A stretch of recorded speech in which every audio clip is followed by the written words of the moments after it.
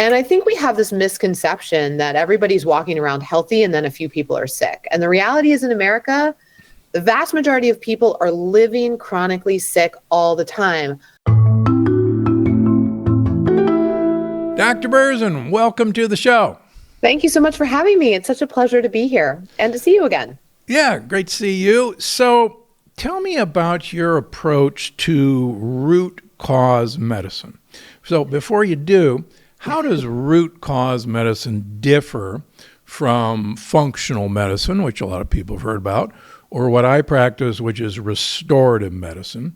What's root cause medicine? I think the fundamental focus of root cause medicine is something that we share in functional medicine. Functional medicine is really the basis for root cause medicine. And it's really about, just like it sounds, treating the root cause instead of band-aiding the symptoms. I always give the example, you don't have a migraine headache because you have a painkiller deficiency. There's a reason why you have that headache. And I'm a conventionally trained physician. I trained at Columbia and Mount Sinai Hospital in New York, which are awesome institutions. I loved my medical training. But what I noticed there is that oftentimes as we manage and treat some of the biggest conditions all of us have today, from migraines to diabetes to women's health issues, we tend to manage the symptoms and not treat the root cause. And when we don't treat the root cause, people don't get better. And so I was lucky to find functional medicine and develop my practice, Parsley Health, where ultimately our goal is that you see results. That's a good segue. How does your practice at Parsley Health translate into patients achieving better outcomes? Can you give me an example how that works? I looked when I started Parsley Health 9 years ago. It's been 9 years, which is incredible. I looked around and I saw all of the good things that were happening in our conventional medical system, focus on data and science and evidence basis. And I also saw some of the things that were missing. We weren't looking at the whole person. We weren't spending enough time with patients. We weren't making it easy for patients to see us online through telehealth. We weren't doing some of the proactive testing that would give us a better sense of what's actually going on with you. And I learned about functional medicine, and I even practiced in a great functional medicine practice in New York for a while. And what I loved about functional medicine was wow, it fixes all these things that I saw were missing in conventional medicine, right? We're spending more time with you. We're doing proactive testing. We're looking at the whole picture. But what I didn't see in the functional medicine world was a commitment to looking at data and outcomes, a commitment to evidence-based care, modernizing the care experience so that it was more approachable and accessible for the average person. It was hard to find these doctors. They were really expensive. And so I decided to kind of marry all of those observations into one company whose aim was to really democratize functional medicine, to make this root cause approach available to a lot more people. We have something called at Parsley, the Encyclopedia Parsley. We have put evidence basis behind all of our protocols, all of our functional medicine protocols. We built our own fellowship training program. So we have over 30 doctors and clinicians at Parsley Health. And more than that, when it comes to our nurses and health coaching staff, that total team is over 80 people. All of them have gone through our own fellowship in root cause functional medicine so we could really standardize the care. And then we built technology platform around it. We made it easy to work with us online and send us messages and schedule your visits and not have to even come in for a visit if you didn't want to. We do have some in person in New York and LA, but we're online nationwide. And beyond all of those things, trying to just streamline the care model, make it more accessible. We made it more affordable. We take insurance in some states. We're in network for about 16 million people on the East and West Coast today and growing. But even where we're not in network and it's cash pay, we're still pretty affordable compared to a lot of the services out there. And even past all of that, what I really wanted was just to make it a great experience. Because at the end of the day, I think you and I, we're both doctors, we know a lot of our medical system can be really overwhelming and difficult for people to engage with. I always say that the healthcare system is really interested in medicine, but not so interested in health. And so my goal in Parsley was to say, hey, can we just make this a great experience? Because regardless of whether it's functional medicine or conventional medicine or anything in between, we have to want to go see our doctors if we're going to engage in care and get better. Just as a sidelight, where did the name Parsley come from? Are you a big fan of parsley? It's not so much that I'm obsessed with parsley, although parsley is full of great phytonutrients Yeah, and epigenin. vitamins and minerals, and it goes great with many things. What I loved about the name parsley was that I wanted something that felt bright and fresh and clean and memorable. It was easy to say, familiar. And actually, I wrote down a bunch of names. And I had drinks with my best friend from growing up. And she's like my friend who knows who all the celebrities are and like knows pop culture. And I basically live under a rock when it comes to that stuff. And I listed a bunch of names and I listed Parsley Health. And she said, I like that. And I was like, all right, well, if you like it, then the world will too. And it just stuck. And here we are. All right. Well, so RFK Jr., I'll drop a name with Maha, really thinks that our health system is crazy, and certainly wants to try to get better delivery of health care. How do you see, and what's your data that Parsley Health, the system is actually going to deliver better results for less cost? How's that? Put you on the spot. Yeah, no, I mean, it's a great question, right? Because I think everyone spends a lot of time, RFK Jr., but also basically everyone saying how healthcare is broken, right? But then you don't hear a lot of good answers on how to fix it. Correct. And I think folks are correct in that it's a multifactorial issue, right? It's our food system and our food incentives. It's the incentive system in our healthcare system. We pay for volume, we don't pay for value, right? We've kind of over-indexed on pharmaceutical therapies as our only answer, and drugs are great. Drugs are important. We need to keep up our research. We need to have great pharmaceutical industry, and it needs to be cutting edge. But we also know that pharma is not the only way to heal the body. And so we've sort of over-indexed on that in modern healthcare, I believe, and I see every day. And so one of the things that we set out to do with Parsley was to say, well, how can we show that this is evidence-based and also working? And so we actually did twice now an independent research study through actuarial scientists. And actuaries are people, for if you don't know what that word is, I can barely say that word, so don't feel bad. But these are the people who do the math, essentially, in healthcare to try to figure out whether something that is happening is making things cost more money or less money. That's basically what it comes down to, which seems like it would be easy, but is actually wildly complex. And in this actuarial study that we've done a couple times, we've showed that looking at tens of thousands of Parsley patients over time, compared to age-matched controls, so non-Parsley members, we're saving over 20% total cost of care in the first year of care. And 20%, I don't know if that sounds big or sounds small to you. It should sound massive, because in healthcare today, when I've spent time with people from the big insurance companies, from Aetna, United, you name it, people think it's a good day if you say, let's save like 2, 3, 4%. That's like an amazing day.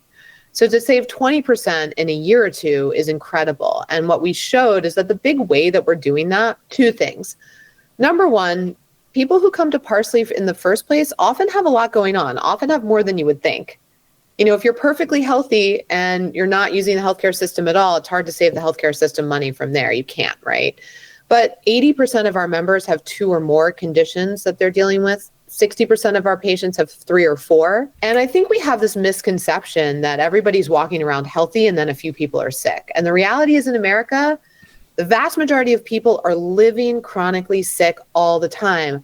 High cholesterol, heart disease, depression, infertility, menopause issues, diabetes, weight gain, right? Digestive, 40% of Americans on a given day have a GI problem. 40%, 4 in 10. So the reality is most of us are living with something. Even the people you see walking down the street who you think, gosh, that person looks healthy, they're often not. And so the reality is Parsley has attracted people who are coming to us saying, I don't feel well, I don't know what I have, or I've been given a diagnosis, but I'm not getting better. And so we're treating some of the higher cost folks, the folks who have more going on. The second thing that the study showed is that what we're really doing is helping these patients get better. 80% improve or resolve their symptoms in year 1. We reduce chronic prescription drug usage by almost 65%. We reduce the usage of specialists by 70%. And again, it's not that we're anti-drug or we don't love our specialist friends. I refer to people to go get their colonoscopy all the time, and I want my women to go get their pap smears with their GYNs and so forth. But in this country, we just go from zero to specialists. Like, we don't even pass go. And a lot of people who have health issues are using a lot of specialty care, and there's no one quarterbacking. There's no one saying, let's look at the whole of you, figure out what's going on, and not just manage these diseases, but help you get better. And because we do that through functional root cause medicine at Parsley, that we've shown that this methodology, this program, is actually helping people not need so many drugs, not need so much other care. And then that is doing what, the big bad healthcare system wants, which is to spend less money. Nah. I wish I could say it wanted us to all be healthier. I think it does on some level, but like the metric that is used to define that for better or worse, I think in some ways worse, is money and utilization of the system. And so that's how they track it. That's the scorecard they're using. So we went and looked at that too. So, the average family medicine GP gets to spend 8-10 minutes with a patient, and it's mainly to refill prescriptions. And nobody went into medicine to do that. No. How does Parsley improve on that model? How do you get to, I assume you spend more than 8 to 10 minutes. We do. How do you make that work? I'll give you an example. I have third-year family medicine residents rotate for a month through my clinic. And my initial consult with a patient is an hour. I see patients for 30 minutes subsequently, and they get really excited when they see what restorative medicine does, and they go back to their counselors and go, "Oh, wow, this is what I went into medicine for, and that's what I want to do." And they go, "Wake up! You owe $400,000 in medical school debt and college debt, and you're going to have to, roll through 40 patients a day minimum to make a living. You can't do that." So how are you guys doing that? It's a great question. So we do it for two ways. One, we do the same thing as you. So our first visit's an hour. Our follow-up visits are 30 minutes. We don't even have a 15-minute visit with one of our clinicians. It doesn't exist because I'll tell you, I saw patients, what's today, Friday, yesterday morning. And, I'm seeing a patient, I'm treating her depression, her psoriatic arthritis, her high cholesterol, her weight gain, her metabolic syndrome, and she's got major musculoskeletal pain, and also she's got high platelet count that like nobody can figure out. And I'm addressing all of those things in 30 minutes. 15 minutes would just like not even, I don't even know where we would begin. So it's just not possible. And by the way, this is a woman who is, 50 years old in the workforce. Again, to my point earlier, like the average person has all these things going on who's walking, talking, and living their lives. And so the way that we're able to spend the time with folks is two ways. One, when we do take insurance in some cases, but we also charge a supplemental fee on top of that for our program. And that allows us to cover the gap, because the reality is, everyone, your insurance pays us to spend 8 minutes with you. When we get reimbursed by your insurance company, no matter which insurance company it is, it doesn't pay us to spend an hour with you. And your insurance pays us to focus on one little problem that you have today, like the most presenting problem. And the thing that's giving you like the most pain today might be just a symptom that we're managing. But if we only have time for that, we don't have time to go like under the surface to the rest of the iceberg, which is actually the stuff that's causing you the most pain. And so we can never get ahead of it when we only reactively treat the thing that's the biggest deal in front of us. And so we do charge some money supplemental on top of insurance, and that allows us to deliver the other things that we do, which also make us more affordable. So we operate in a care team model, and every patient doesn't just get a doctor at Parsley. They also get an RN, they also get a care coordinator, they also get a health coach, and they get our digital technology layer and a lot online. And so by combining those things together, we're able to give you a really beautiful experience and a supported experience. We're able to do things like help you get to that specialist when you need it, get your prescription drugs, get your supplements, whatever it is, while still maintaining an affordable layer. And a lot of that was like what I went into designing, because I saw the private practices that are so amazing. They're doing great work, but they're so expensive. And I said, okay, we need to design a whole new layer.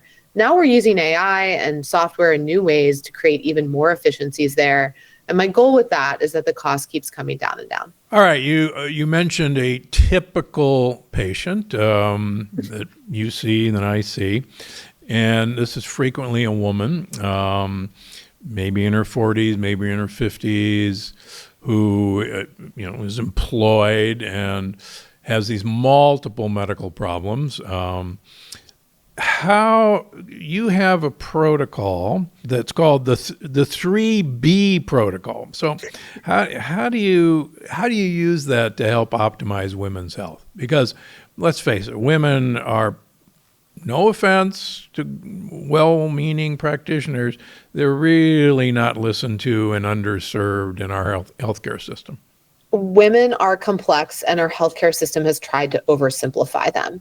And we've boiled women's health down to hormones. And I don't know, I'm 43, I have 3 kids, I'm married, I live my life, I run a company, I'm not a walking uterus. And so the only way to understand women's health is to look at the whole picture. And just like you, we see a lot of female patients, we see men too, but we see a lot of female patients because women are misunderstood when it comes to healthcare, and they're not getting what they need. Oftentimes they don't even have a primary care doctor. They're like seeing their GYN for a pap smear every couple of years and getting their blood pressure done. And that's like the end of it. They're not getting anything else. And it's really a shame. And so as I started to see more and more women who were kind of lost outside of pregnancy and having a baby, kind of waiting for menopause or past menopause and had never gotten good menopause care, it was clear to me we needed a protocol to address the whole woman. And so BBB is brains, bones, and booty. And booty stands for your muscles and your metabolism. Bones are, women have 5 times the osteoporosis over 50 than men. Women lose up to 20% of their bone mass in menopause. Brain health, women have 2 to 3 times more Alzheimer's and dementia. And metabolic health, as estrogen and progesterone, kind of especially estrogen, come down in our 40s and 50s, it's like taking the foot off the gas of our metabolism. And so we end up with a lot more weight gain and a more abrupt weight gain and worse metabolic disease. And when we think about this, brains, bones, and booty, these are the 3 things we need to focus on. Doesn't matter. You could be 25, 35, 45, 55, or 65. These are the 3 things that you need to focus on when you think about healthy aging, great longevity, expanding health span, and feeling good. Like I said, I'm 43. I want to look and feel even better. My goal is to look and feel even better in the next 10 years than I did in the last 10. I'm in no way resigned to say, well, I'm 43, not 33. So I guess I'll just give up here and wait for menopause to come and disease to hit.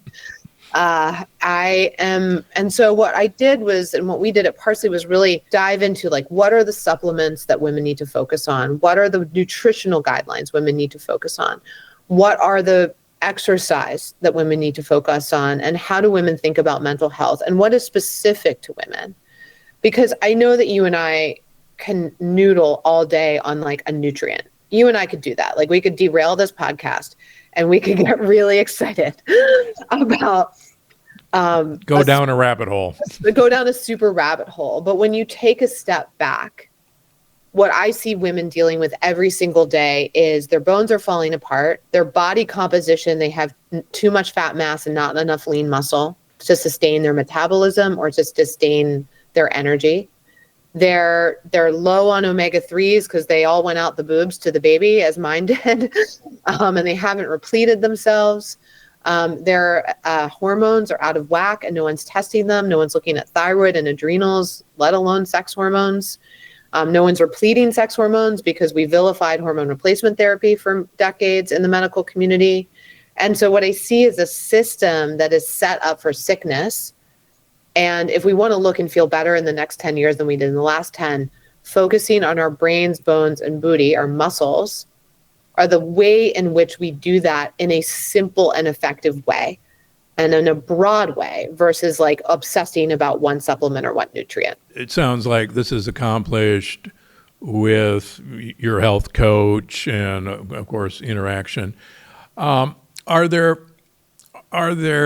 tests, you mentioned some of them, that really should be routinely done as a woman goes from, let's just say, 40 to 60, that are really missed constantly? I know my opinion, but I want to hear yours. I have a feeling we generally agree, but Yep. if we don't, I want to hear that too. So yes, there are. And there's, testing that we do twice a year for women that is designed for women proactively. These are blood tests, biomarkers you can get at your regular lab. And they're going beyond what a regular primary care doctor looks at. And they hit across 6 areas that are vital for women to be proactively looking at: metabolic health, heart health, thyroid, nutrient reserve, inflammation, and your sex hormones. Those are the 6. And most of those get totally missed by your average primary care doctor. And I love our GYN community, but they're not doing proactive testing in general at all because their scope of practice doesn't even really allow them to, even if they want to. And so we test across those areas and we test them twice a year. And these tests allow women to start to understand, hey, maybe I don't need to feel like I have to boil the ocean here. Maybe I don't have to focus on everything. Maybe I thought I was gaining weight. I had a patient yesterday woman in her early 40s, all of a sudden is gaining weight, didn't have a problem with weight, had 3 kids, but, slowly gained a little bit of weight with each pregnancy. But now she feels like the scale's going up and up and up. And so it's like, okay, let's begin. This could be your thyroid and have nothing to do with what you're eating. This could be metabolic issue and you've developed insulin resistance.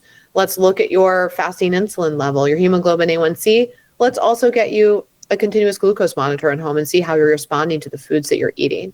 So instead of just telling her, like she would have heard out in the world, congratulations, welcome to your 40s, and off you go, we're going to really dive in with this proactive testing and understand what is the root cause of her weight gain and treat that. She came in saying, should I take a GLP-1?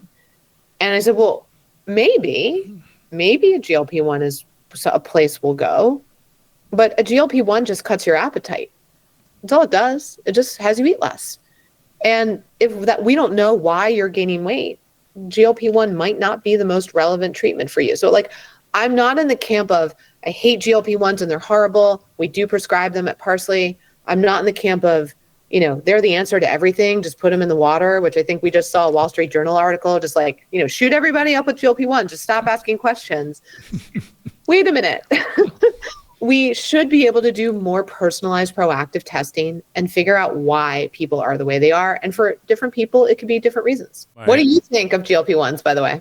I think it's the devil's work, but GLP-1 is made by gut bacteria, and if you give them what they want to eat, they'll make plenty of it for you. And the other thing I think we should realize is all the human trials show they basically stop working after a year. You don't get any additional benefit. And if you look at animal trials, the long-term use of GLP-1s create impressive pancreatic inflammation. So why in the world would I want that for a patient? Plus, all my patients, their insulin levels go up rather than down. And so I get them off of it as soon as I can and treat their gut bacteria, and we do fine. So just a different way. It's a different way. And I agree with you. I mean, food is medicine, and largely you can shift your microbiome, and by eating the right foods, achieve a lot of what a GLP-1 can achieve. I do have some patients who are morbidly obese, on CPAP, sleep apnea, with, emotional eating and binge eating disorders, for whom the alternative is like death. And I have seen GLP-1s help some of those patients kind of reset their eating behavior from a place that wasn't going to happen just by telling them to eat the right foods, even though they wanted to. And so I'm of a view that there are roles for drugs when used appropriately, when used in the right patients, but that we're sort of band-aiding yet again, treating the symptom. So many people overeat because our food has been designed to make us overeat. So many people overeat because we're not sleeping well and they're exhausted. They have sleep apnea. They're not breathing at night and they're keeping themselves awake during the day. So many people overeat because they have undigested grief, and grief is a powerful motivator to munch. And, these are all, again, what you're hearing on this, if you're listening to this podcast, these root cause reasons are meaningful and important and deserve to be explored and not just band-aided over or stuffed down. And so that's where I think the danger in GLP-1s comes from. Yeah, and the other thing that scares me is, 40% of the weight loss is muscle mass, and muscles, sorry, it is, and muscles are actually what eat calories. So Exactly. And in our program, when we do prescribe GLP-1s, we make sure people are weight training, they're eating adequate protein. The wrong way to do GLP-1s is just to keep eating your old diet.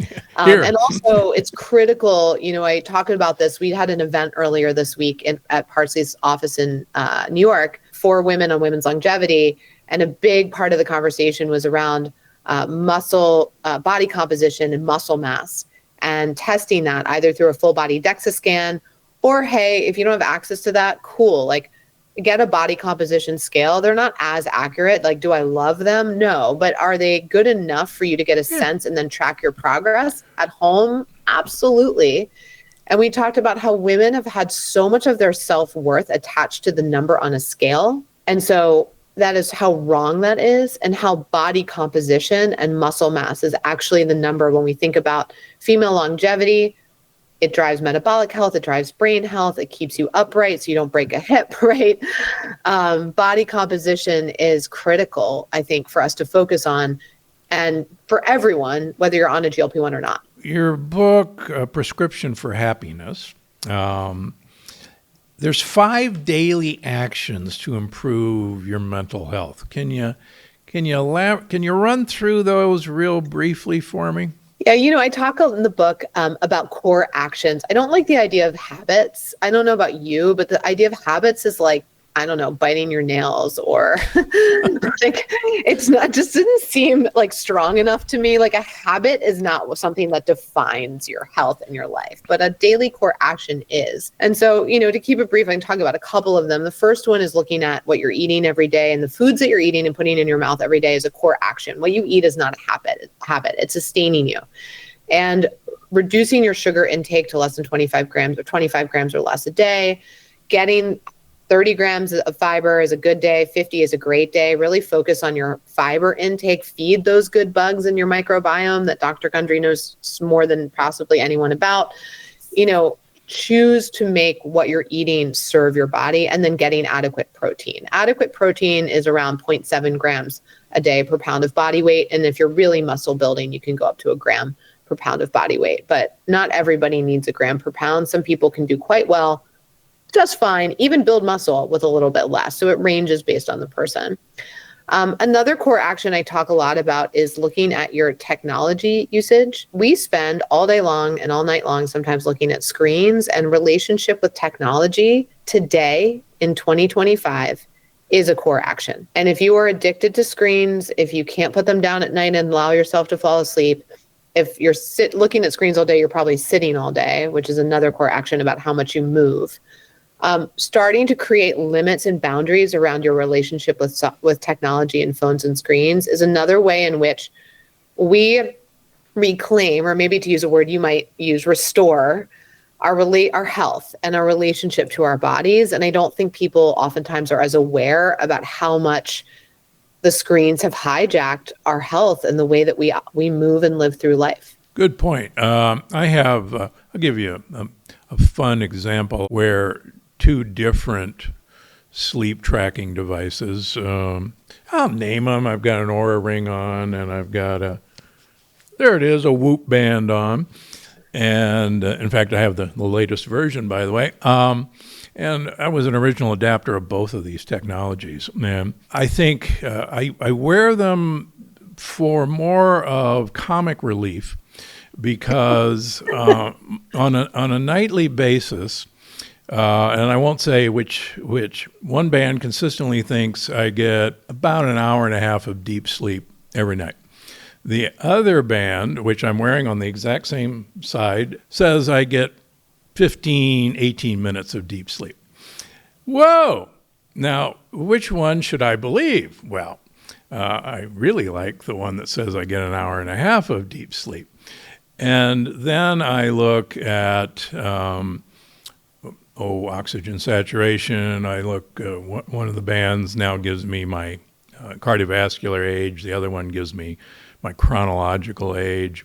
And I can manipulate that data by fooling it. And so I think we really, even with, I mean, these are great devices and there's a lot of technology in them, but I think we are tied too much from this impact. As I tell my patients, and I have people in their early hundreds, Edith Murray, who I featured in the Longevity Paradox, died 2 weeks before her 106th birthday. And she was walking her foo-foo dog every day in 2-inch wedge heels, seriously, at 106. And these people did none of this stuff. And I go around the world looking at ancient cultures, old living people. They do none of this stuff. And so I think we have to be, like you say, very careful that we become technologically interested in things that maybe we really should not be so consumed about. That's my humble opinion. Yeah, it's a great point to listen to your body. Are you waking up tired or are you not? And, I periodically use some of the aforementioned trackers, and I do find the data interesting. And sometimes it can be helpful, but I think to your point, it is another way in which we're too tied to like knowing about our reality through a screen. And I find the happiest people, the healthiest people are the people who, get themselves out of the screen and out into the real world. They get into community. Loneliness is a huge driver of mortality. Folks who are alone in their older years have worse dementia. And getting out into community, volunteering, being with people, being in nature, doing sports. Get a dog. Get a dog. We have 2 dogs. We have 3 kids and 2 dogs in New York City. We are determined to not be lonely. We're just filling our house with life. But it matters. It helps. Yeah, no, it really does. Dogs make you socialize, among other things, and they make you take them out at least twice a day, whether you want to or not. And we have 4 dogs for that purpose. Anyway, 2 rescues. I always have 2 rescues. You mentioned it a minute ago. I, as you know, think supplements do not make expensive urine, and they are very beneficial, and we can argue about that. But we have an audience question, and I always like my guests to have a first shot at it. So this is from Voyage Vixen 734 on Instagram. Yeah, this is interesting. I just lost my government job. I'm sorry. I can only afford like 2 to 3 supplements max, all caps. What are the most important ones that are worth spending my tight budget on? You want to take one? I love this question because I was at an event last night and this guy who's really into biohacking, he showed me his supplement list from some doctor somewhere he's working with, and it had literally, I think it had like 40 things on it. I'm not kidding. Things were injecting, things were, taking in all sorts of directions. And it was wild. Like, I was like, I take a bunch of supplements every day, and I believe and know that supplements can be powerful tools when used well. But this is like taking it to a whole other level, and a level that I think is actually totally unnecessary. And so when I hear this question, what I think is eating real whole foods and making foods at home should be the way that you think about your supplement number 1 of the 3 that you buy. And, learning to cook, learning to make basic meals, vegetables, whole grains, eating high quality protein, eating a rainbow. If you can do that as much as possible every day, you're going to get to your fiber count. You're going to get your phytonutrients. You're going to get a lot of the things that you need. Now, on top of that, some of the things that I see are really hard to get from food. So I'm going to focus on that and to this question because realistically is that we can't get as much as we need from our diet. One of my top ones is magnesium glycinate. It's depleted from the food supply. It improves metabolic health. It improves brain health. It's nature's Xanax. It'll help you relax, because if you're going through a stressful situation and lost your job, I'm so sorry. Like, that's a huge life stress. It is important for bone health, especially in women, but everybody. And so magnesium is one of those things, again, it's harder to get from our food supply. So 200 to 400 milligrams of magnesium glycinate every day would be my first past making your food and eating it at home, the first kind of core supplement on the list. And then another one would be vitamin D3K2. Vitamin D3K2, so important for bone health, for immunity, great research on it for mood support. And also, I don't know about you, maybe you're like lying out naked in the sun, an hour a day, hanging out. I'm not. I live in New York. I'm dressed, running around. I've got my makeup on, so like not even like my face. And so the reality is, no, most people are not getting enough vitamin D. And these are basic things, but I would really start there. I'll add one more. Yeah, I want to hear. Time-release vitamin C. We're one of the few animals that don't make vitamin C. And vitamin C is a water-soluble vitamin, and you take a vitamin C, it's gone in about 2 to 4 hours. And vitamin C is critical for vessel wall health. And so get yourself some time-release vitamin C. It's really cheap. So yeah, vitamin D3. And you mentioned something earlier. If you're a mother, you are correct. Your baby stole 90% of your omega-3 DHA from your body to build its brain. Yep. And if you've had 3 kids, there's nothing left. You're right. And you gotta replace omega-3s. And I see a lot of vegans because of my time at Loma Linda. Vegans somehow fervently believe that they can eat all the flaxseed oil in the world, and it's really hard to make. It's really hard. It's just really not bioavailable. I always ask my vegan patients if we're just willing to please eat the fish oil, and especially the moms. And when we talk about dementia risk, long-term, and inflammation, women are 80% of autoimmune disease. Yep. And a big trigger moment for autoimmune is post-pregnancy, when that progesterone drops. Another big one is menopause. I see it all the time. We go into menopause and all of a sudden the autoimmune ticks up because some of the protective hormones are changing or dropping. And when we think about inflammation and we think about brain health and dementia, restoring those omega-3s, and to your point, it takes a lot more than you think.